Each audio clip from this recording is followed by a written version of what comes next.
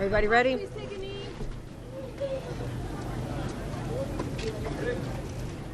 Good morning. I want to thank the individuals who've joined us here this morning. Senator Schumer, Mayor Bill de Blasio, Congressman Meeks, our Borough President Donovan Richards, as well as Borough President Adams. We're here today because of a devastating storm that shocked the people of this city. And even the morning after, we're still uncovering the true depth of the loss. The human loss, which is hard to imagine, that people simply in their cars, in their homes, in their basements, succumb to the ravages of a brutal storm, and their families must just be in such pain this morning. So to all of them, we offer our love, our condolences, and our wishes for their healing, and we'll be there to support them. And this is all precipitated by last night's record-shattering rainfall. And what's so fascinating is that the records that were broken in Central Park, for example, 3.15 inches in 1 hour, it broke a record literally set 1 week earlier. That says to me that there are no more cataclysmic, unforeseeable events. We need to foresee these in advance and be prepared. And we learned a lot of lessons from Sandy. We built back resiliency. Our coastal shorelines are in much better shape than they had been. But where we have a vulnerability is in our streets, with the higher elevations now, where the flash floods, which were unknown before. This is the first time we've had a flash flood event of this proportion in the city of New York and in the outlying areas. We haven't experienced this before, but we should expect it the next time.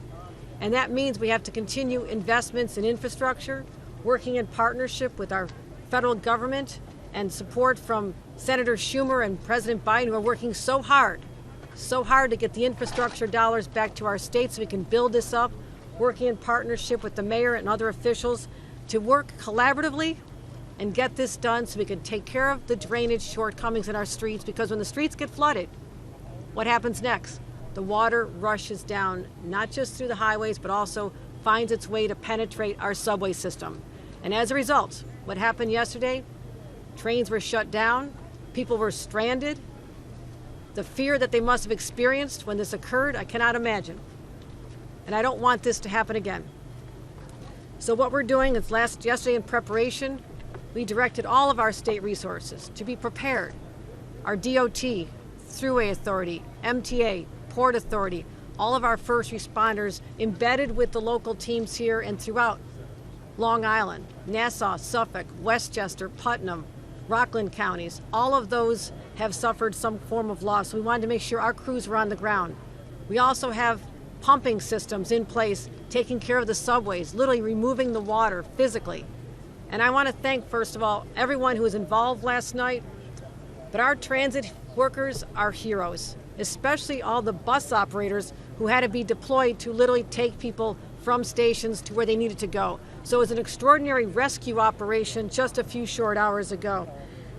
Moments ago, I was on the phone with the White House. President Biden called, offered any assistance. He repeated any assistance that the state of New York needs. I told him we'll take him up on that. And what happens next?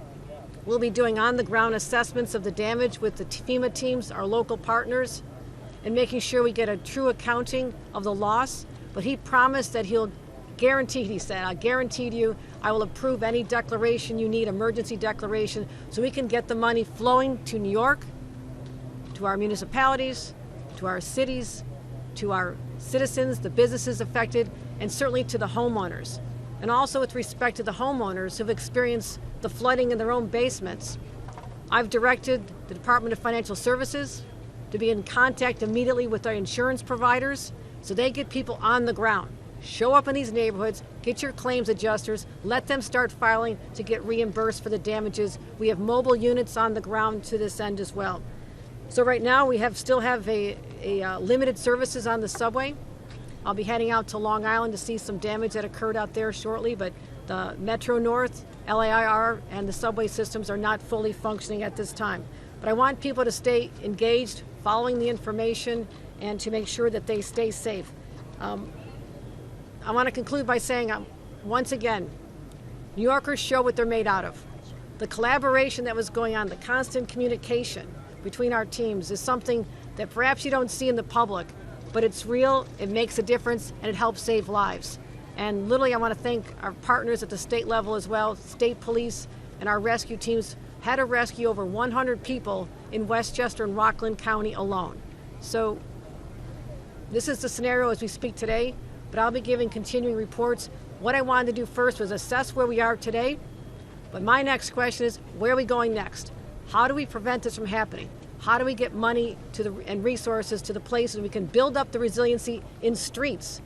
Before we worried about the coastal areas, now it's about what's happening in the streets, the drainage systems that need to be enhanced, and all the resiliency we can embed because of climate change. Unfortunately, this is something we're going to have to deal with great regularity, and we want to assure all New Yorkers that we're prepared for this, and we'll do everything we can in our power to protect human life and property. Thank you very much. With that, I'd like to introduce Senator Schumer, who's been very engaged in this. We spoke this morning already, and I want to thank him for his partnership. Senator, sorry. Okay.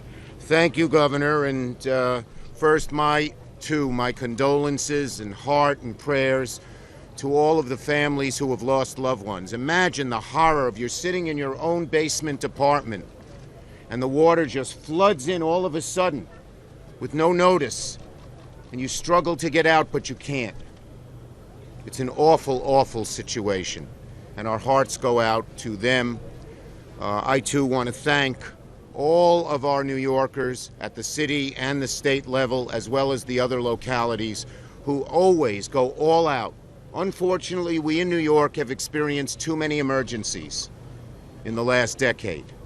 And the one thing we've learned through these emergencies is how strong New Yorkers are and how much our public servants want to go all out and risk their lives to preserve other people's lives. And we thank them. I'm going to make 2 points here. Number one, we will do everything we can to get all of the federal aid that's needed. We did this after Sandy. We've done it after many other storms upstate. The governor knows when we worked together on these storms upstate. And I spoke this morning to FEMA Administrator Deanne Criswell. The good news here is, you know what her job was before she was FEMA Administrator. Amen. She was the city's OEM commissioner. So she knows New York well. We will fight and make New York declared a disaster area. Spoken to the White House as well. And that will mean money for homeowners and individuals, money for small businesses that may have been lost, and money to our city, state, and other local governments for the amount of money that they've had to lay out to deal with this crisis. And I will make sure, as I have in the past, that no stone is left unturned, and all of the federal largesse. In the federal government, we know when a disaster hits one area, the whole country comes together and helps. And that's what we're going to ask here for New York, just as we are helping in California with the fires and out west with the fires, etc. And that relates to my second and final point. Global warming is upon us. When you get 2 record rainfalls in a week, it's not just coincidence. When you get all the changes that we have seen in weather, that's not a coincidence. Global warming is upon us, and it's going to get worse and worse and worse unless we do something about it. And that's why it's so imperative to pass the 2 bills, the infrastructure bill and the budget reconciliation bill. The second deals with climate change and will reduce the amount of carbon we put in the atmosphere by 50% by 2030. The first bill deals with infrastructure, and built into that infrastructure is something I started fostering with Sandy, that we don't just build infrastructure, but we build resilient infrastructure. So when these floods or fires or anything else occurs, they are much more resistant. And you saw some results of that from the Sandy money, but we need much more of it. And these bills do that. Woe is us if we don't recognize these changes are due to climate change. Woe is us if we don't do something about it quickly, both in building resilient infrastructure and going to clean power, whether it's in homes, in electricity, in transportation, to stop the global warming, or at least reduce its awful effects on this country. I want to thank the governor for being here right on the spot. I want to thank the mayor. He's always available. Our borough president, our great congressman who I work with on these federal issues, Greg Meeks, John Liu, Danique Miller, and everyone who is here. Thank you. And now it's my honor to call on Mayor de Blasio. Come on, Mayor. Thank you, Senator. Senator Schumer's right. We are in a whole new world now. Let's be blunt about it. We saw a horrifying storm last night, unlike anything we have seen before. And this is a reality we have to face. Unfortunately, the price paid by some New Yorkers was horrible and tragic. We have now lost 9 New Yorkers to this storm. 9 people who were alive at this exact moment yesterday. No idea that such a horrible fate could befall them. Families in mourning right now. We need to be there for them and for all the New Yorkers who right now are dealing with the results of this horrifying storm. I want to thank Senator Schumer. We spoke earlier today. I know he will get us the maximum federal aid. Our homeowners need it. Our business owners need it. People are going through hell right now. They need help. I thank President Biden and Senator Schumer for being willing immediately to help. Governor Hochul, we spoke repeatedly last night, this morning. Thank you for your leadership. Thank you for the way the state of New York responded. We are truly all in this together. And storms affect all of us. But what we've got to recognize is the suddenness, the brutality of storms now. It is different. A record set 2 weeks ago, another record set now, rainfall like we haven't seen ever before. This is the biggest wake-up call we could possibly get. We're going to have to do a lot of things differently and quickly. But what is a constant is our first responders. I want to thank the men and women of the FDNY and EMS, NYPD, Environmental Protection, all the agencies that were out in force last night, rescuing hundreds and hundreds of New Yorkers. So many lives were saved because of the fast, courageous response of our first responders. People helped from a subway train safely. People helped out of a car in a flooded area. This happened literally hundreds of times last night. And God bless our first responders who were there. We've got a lot of work to do right now to help New Yorkers recover. But we also have a lot of work to do to change the very approach. I agree with the governor. It's time for an entirely different approach because we're getting a signal here. And it's not going to be easy. We're going to need all that help possible from the federal government. But in our time, we have to make this change. We've gotten the message. We have to make a change to protect the lives of the people of this city. Thank you. And now I'd like to call on someone who's been tremendously helpful and always make sure that we get help in this city, Congressmember Gregory Meeks.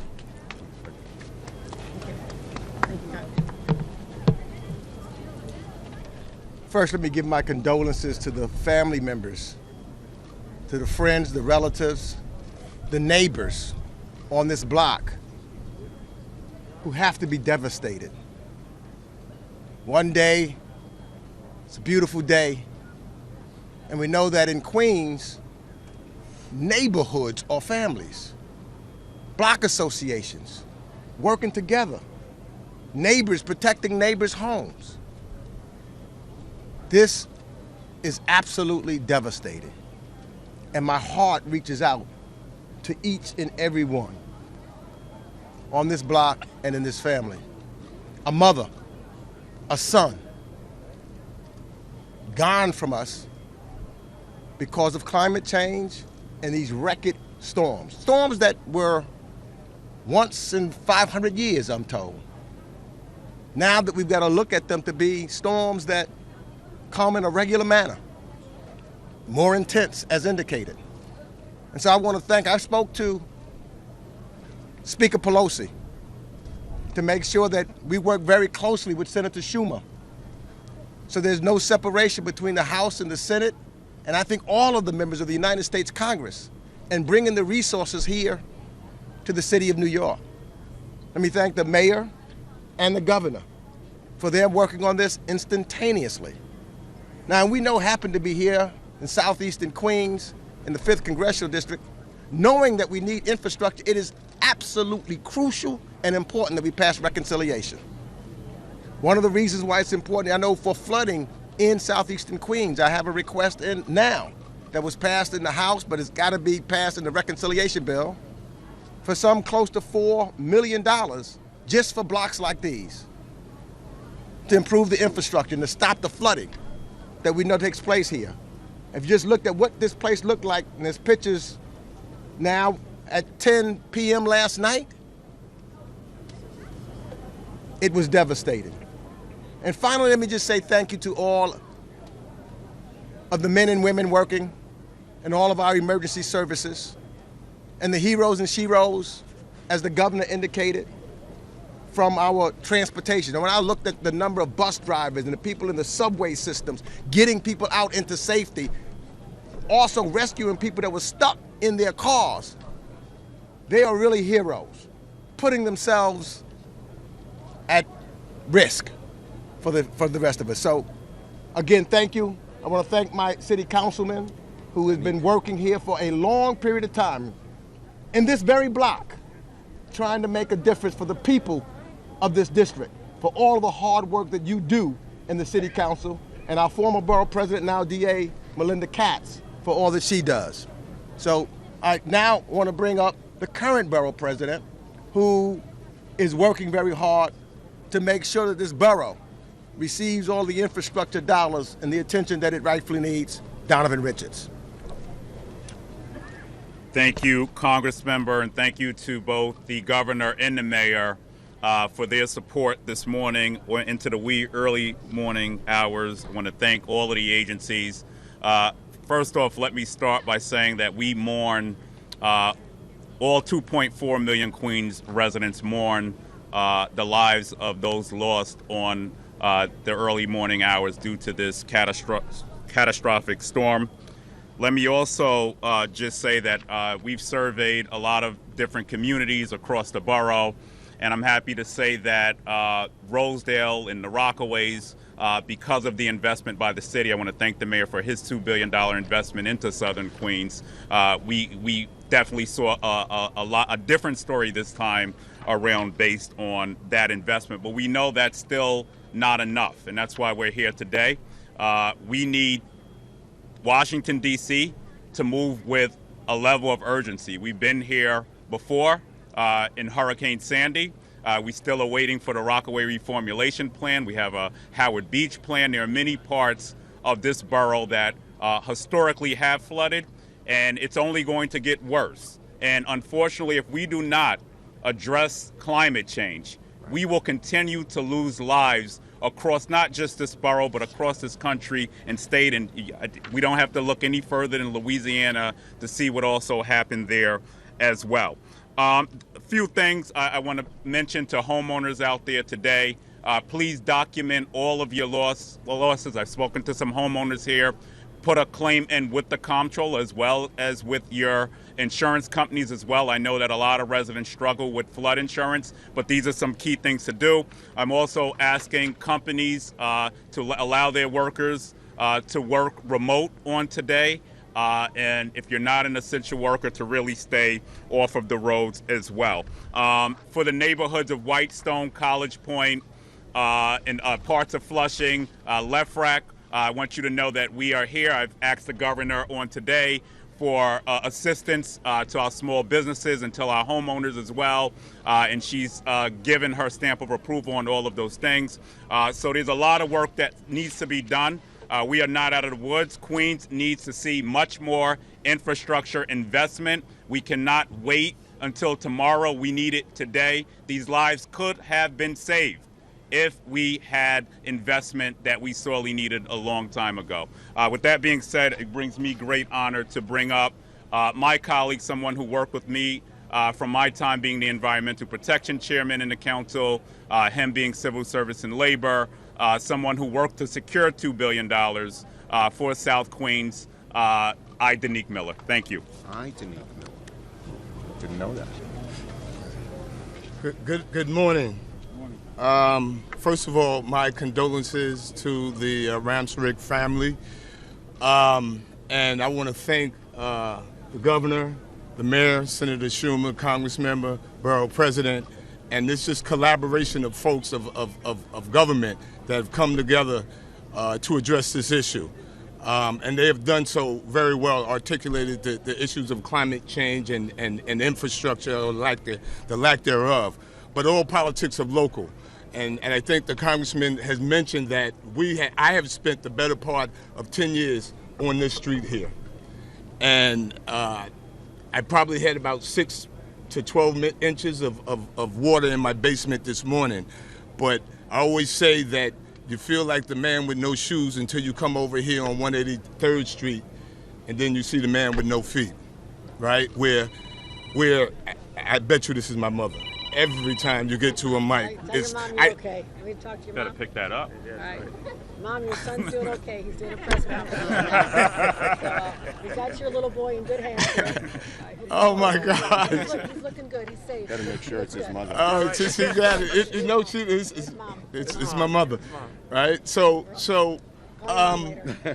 yeah, we felt like until you see the person with no feet, where folks here have a foot of water on the first floor and not in the basement. And the cruel irony is, as Borough President Richards indicated, of the $2 billion in infrastructure that was spent, in nearly half the city's infrastructure budget, spent here in Southeast Queens, the priority was 183rd Street. When that schedule came out, we said, no, don't do Cambridge Heights, don't do Springfield Gardens, do 183rd Street first. And guess what? They did. And then they did it again because it wasn't done right the first time. And we're still here today. And so there has to be oversight, and we have to figure out what we're not doing right. That we have to make sure that these folks, that every time it rains, that they're not out here. Every time it rains, my staff and I, we have the hot spots, as the borough president knows. You call over here, you call certain areas in Springfield Gardens to see if it's working. And guess what?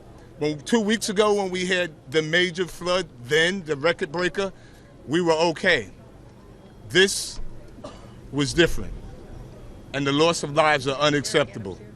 We absolutely have to make sure that we're taking care of families. And I want to just say that this group of folks here are the epitome of resiliency. They take care of each other, they feed each other, they house each other. And we're here with you. We're going to continue to be here with you. Again, I want to thank the governor, Senator Schumer, the mayor, just for the collaboration of resources that are going to be here in Queens. We want to make sure that we're all here to make sure that this is done equitably, and that these folks here that have been suffering so long suffer no more. Thank you. Good job. Okay. At this point, Marsha. at this point, we'll take questions. But I also want to make a statement before we go on to questions.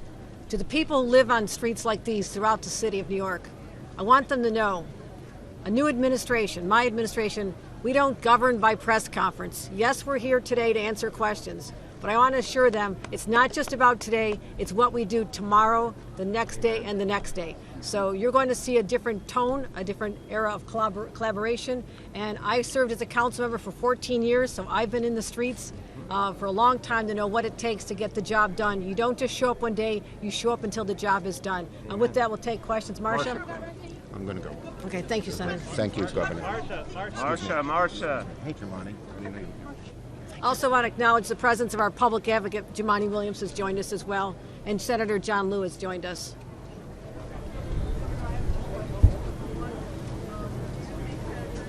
Can't hear him.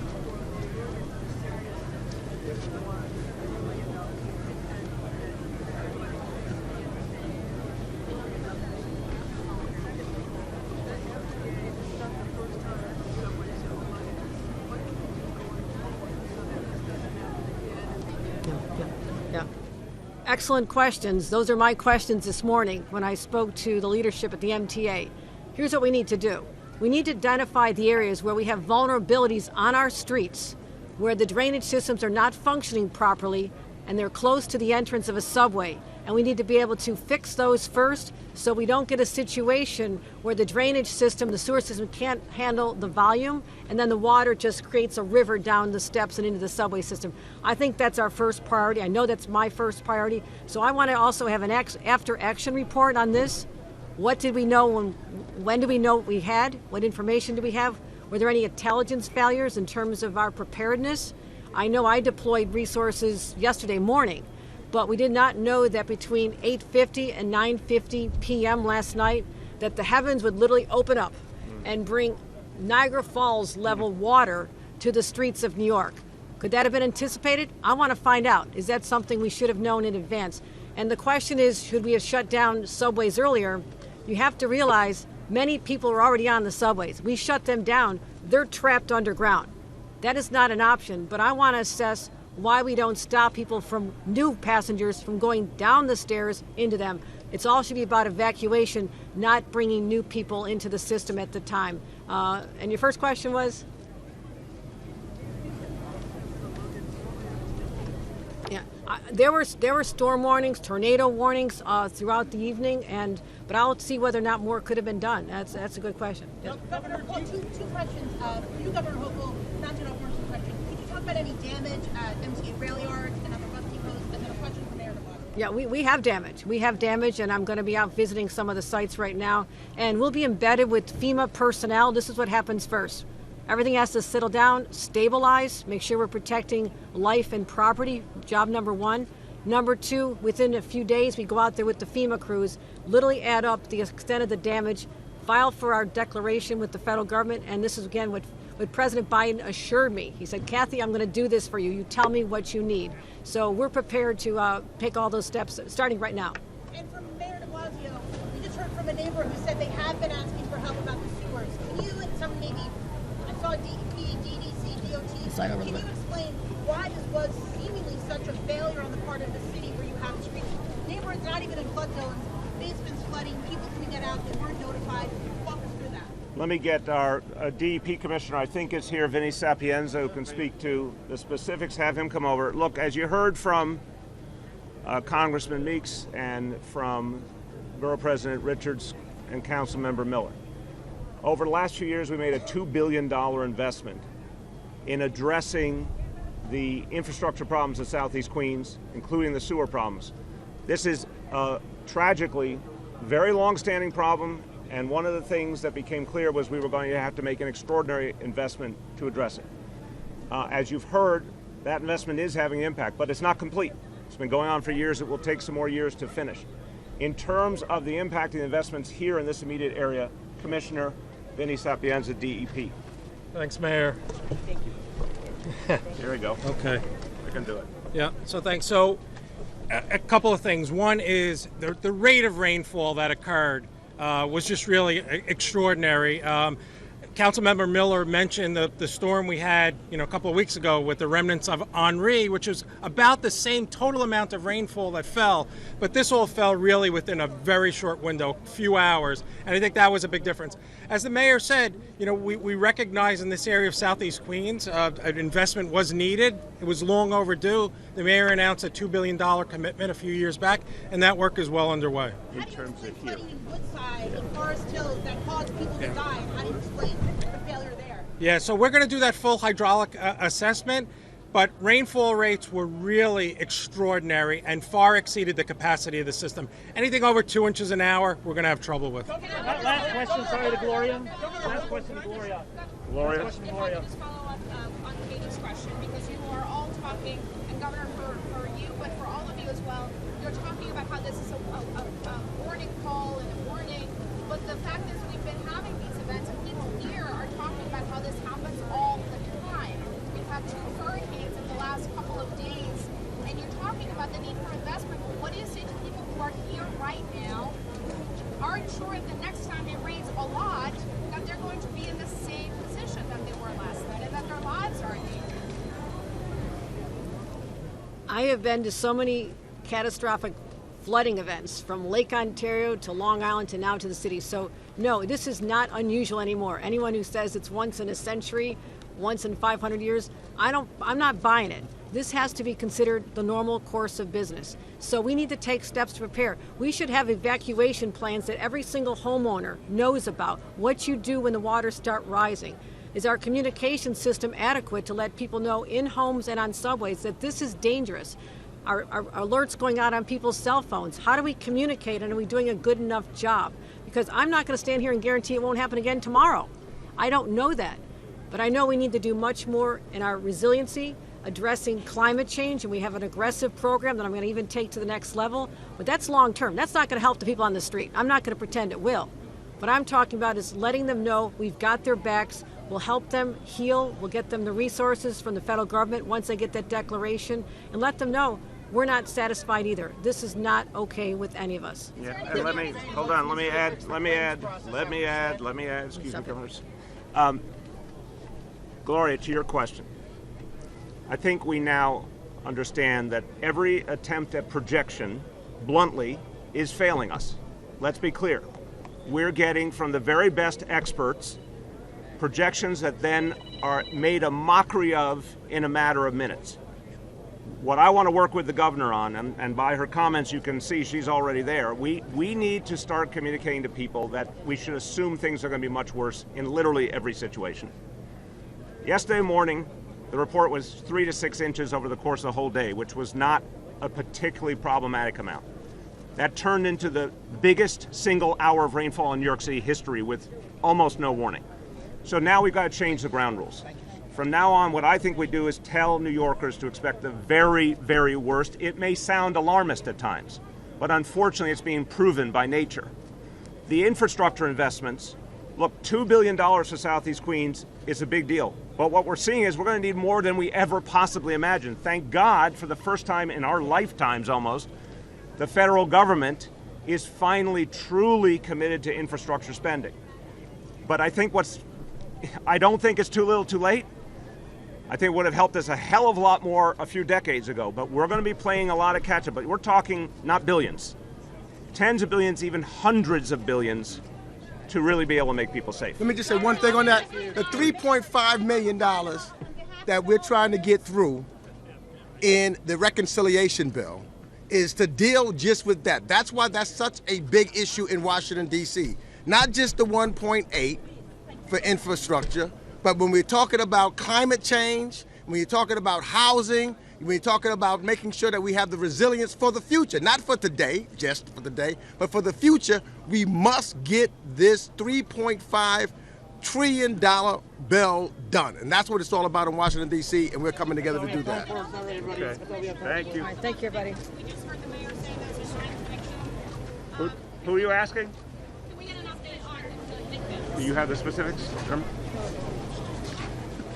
Just first, our hearts go out to all the victims. It's an unimaginable loss for New York City and for Queens. Right now, and we pray that the number does not go up further, we have 9 confirmed victims. 8 of the 9 victims are in the borough of Queens. 8 of the 9 victims also took place in residential homes in basements. The latest victim that we have is a individual that passed away after a vehicle accident on the Grand Central Parkway, and that individual was discovered in the back seat of the car within the last hour. So again, we pray that the number does not go up from there, and certainly in the NYPD and all city workers, our hearts go out to all the victims for this terrible tragedy. Thank you. Yeah. Hey, how you doing, brother? Good to meet you.